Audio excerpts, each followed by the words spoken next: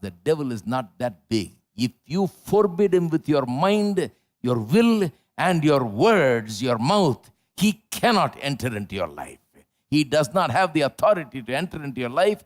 If you stop him with your mind, your will, and your words, he cannot enter into your life. Jesus, we enthrone you. We proclaim you are King. Standing here in the midst of us, we raise you up with our praise. And as we worship, build your throne. And as we worship, build your throne.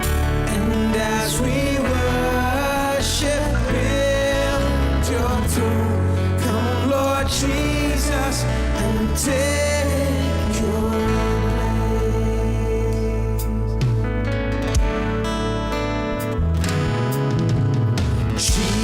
Jesus, we enthrone you. We proclaim you are standing here in the midst of you are with our praise. And as we worship, build your throne. And as we worship, build your throne. And as we worship, build your throne. Come, Lord Jesus, and take. And as we worship, and as we worship, build your throne. And as we worship, build your throne. And as we worship, build your throne. Come, Lord Jesus, and take. Sing it one more time. As we worship, let's worship. And as we worship, build your throne. And as we worship, build your throne. And as we worship, build your throne. Come, Lord Jesus, and take your place.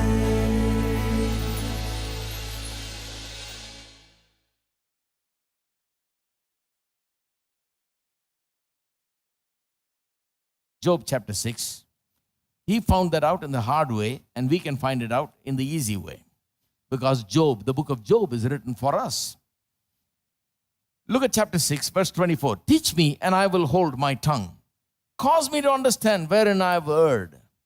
So Job, in the midst of all of this, all his friends are coming and they're beginning to talk, and everybody has their own opinion, giving explanation about what happened to him, why it happened, and so on.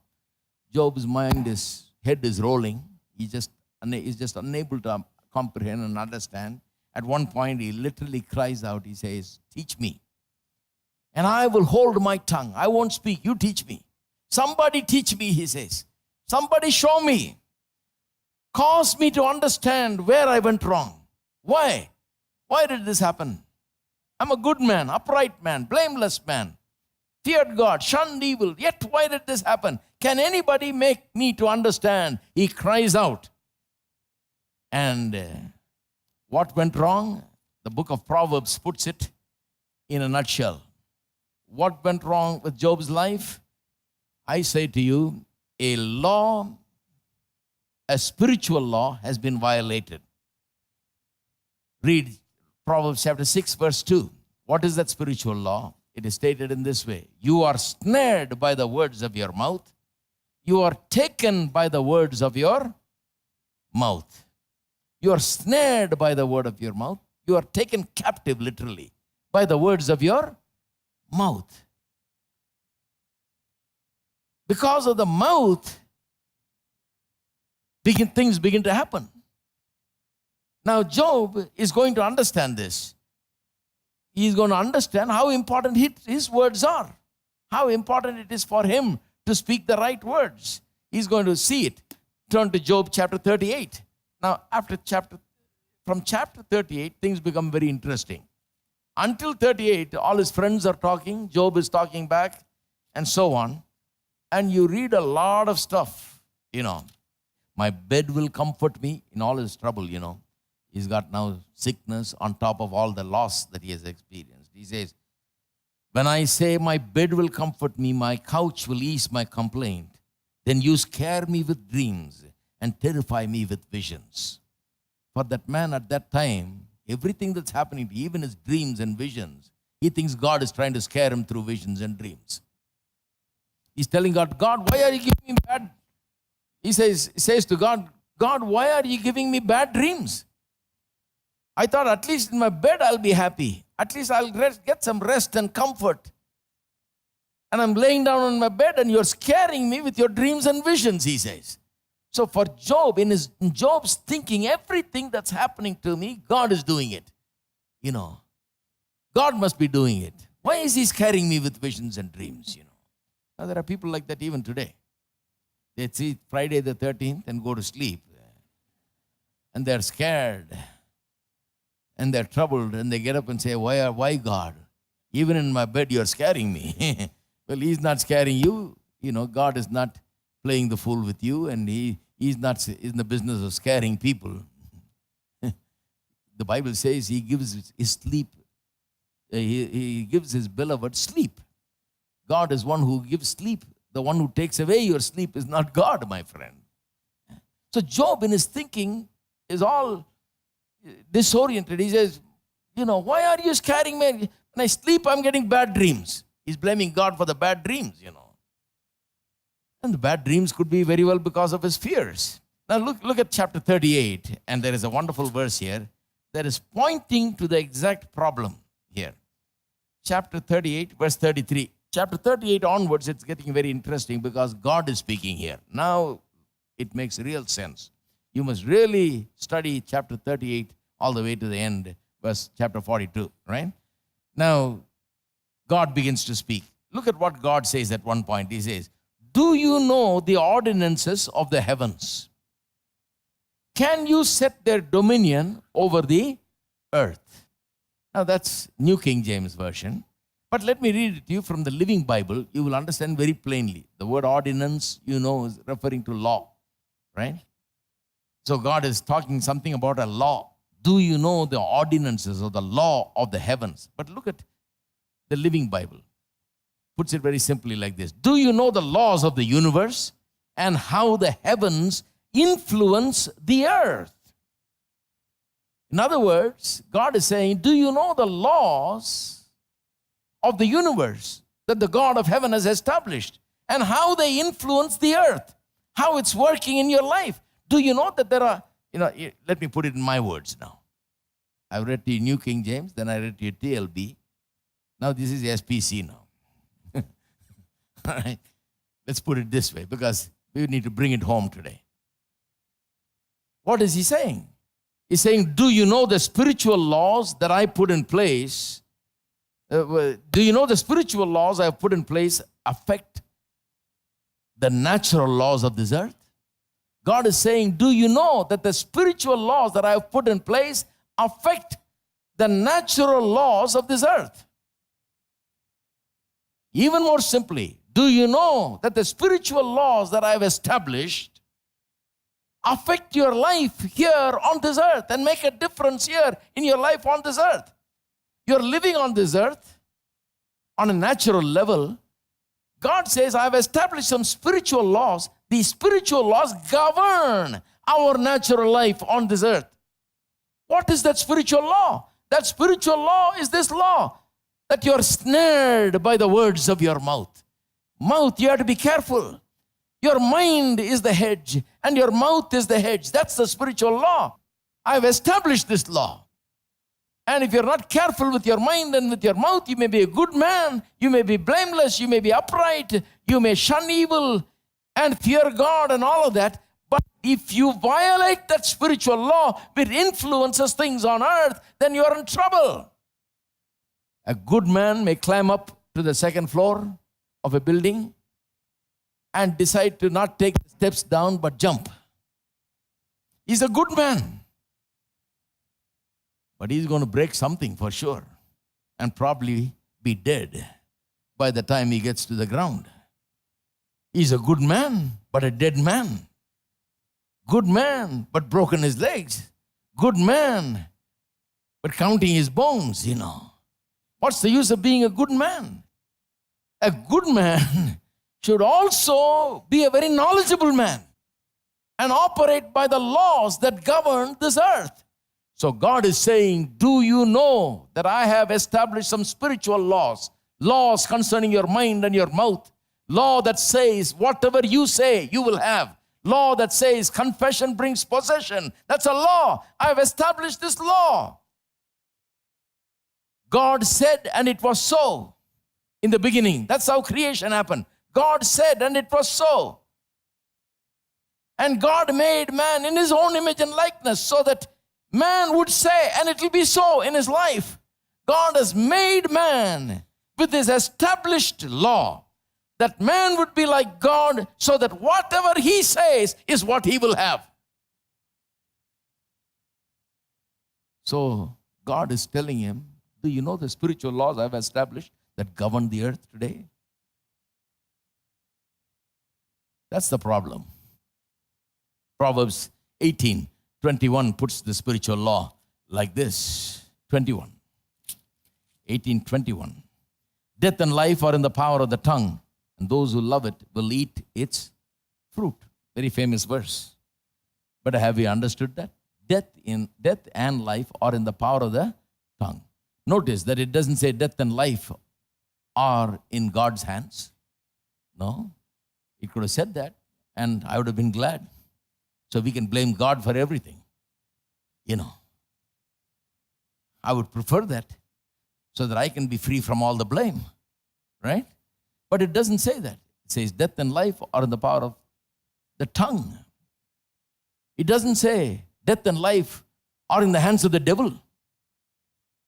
At least if it said death is in the hands of the devil, I would have appreciated, because anything bad happens, I can blame that guy. Death. He's the agent of death. He's causing all this disaster. No, death and life are in the power of the tongue. Why? Because the devil is not that big. If you forbid him with your mind, your will, and your words, your mouth, he cannot enter into your life. He does not have the authority to enter into your life. If you stop him with your mind, your will, and your words, he cannot enter into your life. God has given man such authority and power. Death and life are in the power, not of God, not in Satan, but in the power of our tongue. So, what is death? What is life? See, life is not just breathing. I've said this so many times. Life is not breathing. Life is the abundant life that Jesus came to give. What is abundant life? Abundant life is all the good blessings of God. That's the abundant life. What is death? Death is anything that is contrary to the abundant life. Anything that goes against that abundant life, which is blessing in every area of our life. So, life, which is all blessings and good, positive things, and death, which is all negative, bad things, disasters, are in the power of our tongue, it says. So that means that God can give you a great dream to fulfill. God can have you born here on this earth, give you a great dream to fulfill. Then if he gives you a great dream to fulfill, then you got to be careful. You cannot open your mouth loosely, because if you open your mouth and not be careful with your mouth and do not guard your mind, then what happens? There is a breach. The devil can come in, and your dreams that God has put in your heart can be destroyed because your mouth gave way to it. See, that is why when Joseph was given a dream that he will one day become somebody great, that his brothers will come and stand before him, bow before him. Not only his brothers, his parents would also come and bow before him. He began to mouth it off to his brothers who were already jealous of him. They were terribly jealous of him. And he tells his brothers that they're going to bow before him one day. And the parents are also going to bow before him. Boy, that got him into big trouble for some years. He went through a lot. Even Jesus, when he was on this earth, do you remember when he raised a person from the dead? And I remember in some other healings also, when he healed a demoniac and all that. He tells them specifically, do not tell anyone that I did this for you. He ordered them. He commanded them not to go out and say who healed them. Have you ever read that? He commanded them not to. In other words, he says, don't open your mouth and mouth it off everywhere and ruin my ministry. I've come here for a dream. God has given me a purpose. I've come here to die on a cross and carry the sin of this world and bring about a salvation for mankind. So don't go before time and mouth off these things and cause me trouble so that my dream is aborted. He has come for a purpose. He wants the purpose to be fulfilled. That's why he commands many times, don't go tell anybody. Don't tell anybody that I healed you. Don't tell anybody that I did this. How true it is. I'm learning that also. A lot to learn. There's a lot to learn. I'm learning this by experience, really. You better be careful what you say to some people. Joseph had 11 brothers. You know, some of us have brothers and sisters all over Christendom. That some of them are not so great, That will rather see you go down than go up. So one fellow was asking me the other day, how is everything going? Somebody said to me that, oh, wonderful things are happening there. I said, no, nothing wonderful happening there. Only few people are coming there. Slowly, I'm doing a little bit of work. He said, he was so happy. He said, but everybody says something different. I said, don't believe them, brother. Believe me. Please. This is not bad confession. And this is wisdom. This is like Jesus saying, don't tell anyone. My thing is not to get publicity from these guys or not to impress these guys. My job is to do what God has called me to do successfully and finish it. That's all. Complete it. We begin it, let's complete it. Finish it. Don't need any publicity. We don't need to make it, broadcast everything. We don't need to tell everybody, this and that and all kinds of stories, Many times you don't tell nothing, but you do things. Why? Because the mouth is like a door. I'll show you that. Open to Psalm 141, verse 3. Set a guard, O Lord, over my mouth. I think King James says set a watch, right? Set a watch, I think, King James. Set a watch or guard over my mouth, O Lord. Keep watch over the door of my lips. Look at that. He's talking about his mouth and his lips as the door to his life. The words that come from his mouth, he said, Lord, help me. Help me to be very careful with my mouth. Set a watch over my mouth. We lock everything. We lock our safe, we lock our bedroom, we lock our house and shake it 4 times and see, before we come and all that. But we keep this always open. This is where the trouble is. This is where the thief comes and robs us of everything that we've got. This is how disasters come in. This is how the devil gets in. This is how he robs us. The psalmist says, set a watch over my mouth, O Lord. Guard my mouth. Help me to keep it right. Help me to speak the right words so that I don't utter anything bad that gives place to the devil, because I realize this is the door of my life. When my mouth is wide open, it begins it becomes a door to my life. Not just speak whatever just comes, but very careful about speaking. And such a man will have life, it says. Such a man will have blessings. Such a man will have prosperity, it says. If you just guard your mouth, so much of God's blessings can be enjoyed, it says. The blessing of just keeping the mouth shut is amazing to me from the Bible.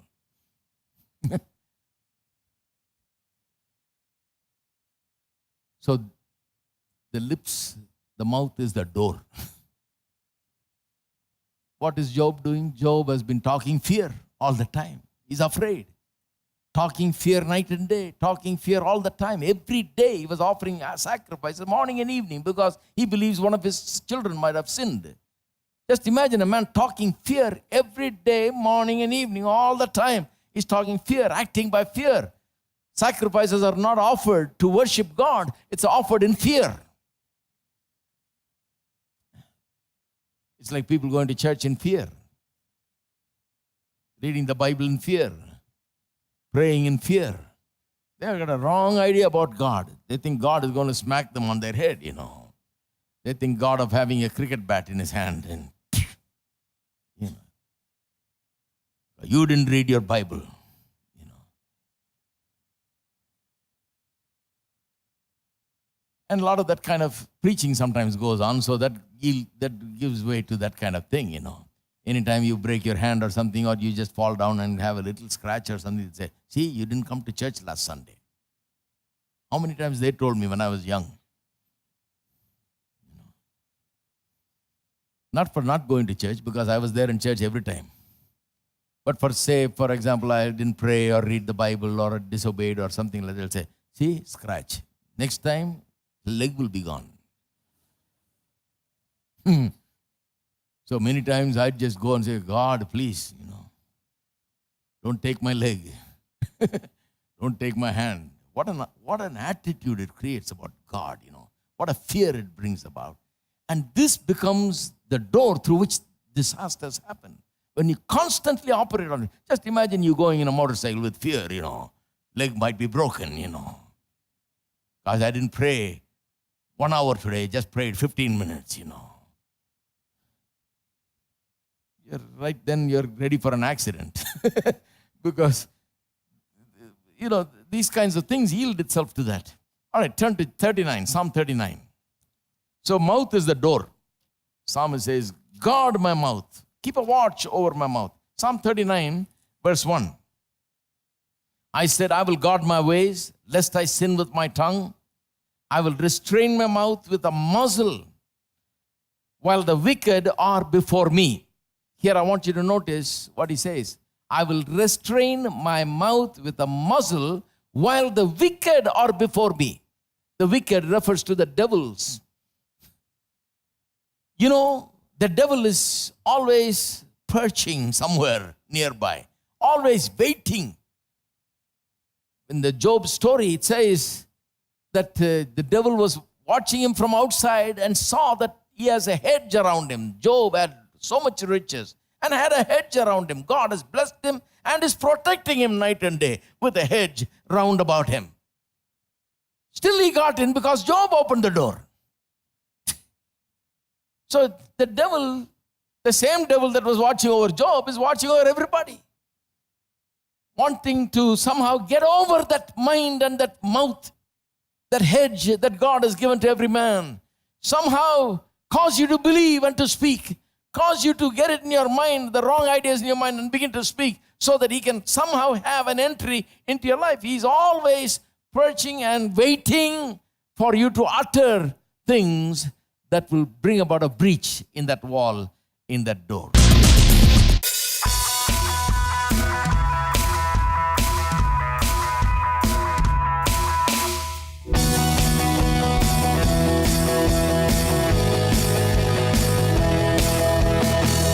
Greatest day in history. At the speed you have rescued me.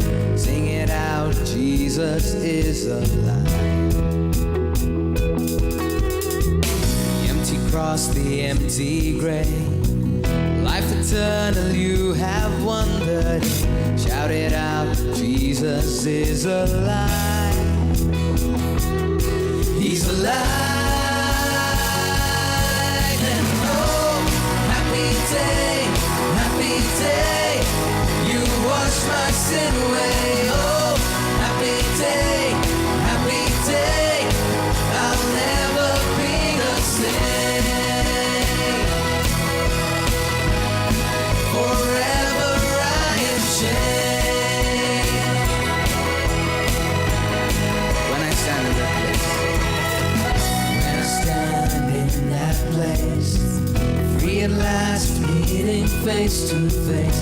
I'm yours, Jesus, you are mine. Endless joy, perfect peace, earthly pain, finally we'll see. Celebrate, Jesus is alive. He's alive. And oh, happy day, you wash my sin away. Oh, happy day, I'll never be the same. Happy day, you wash my sin away. Oh, happy day, I'll never be the same. Forever I am changed.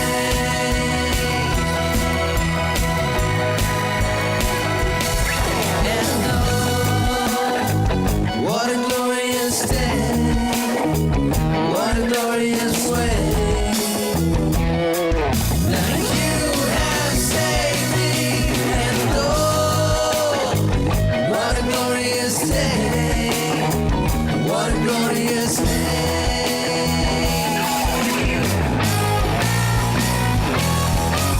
Oh, happy day, you wash my sin away.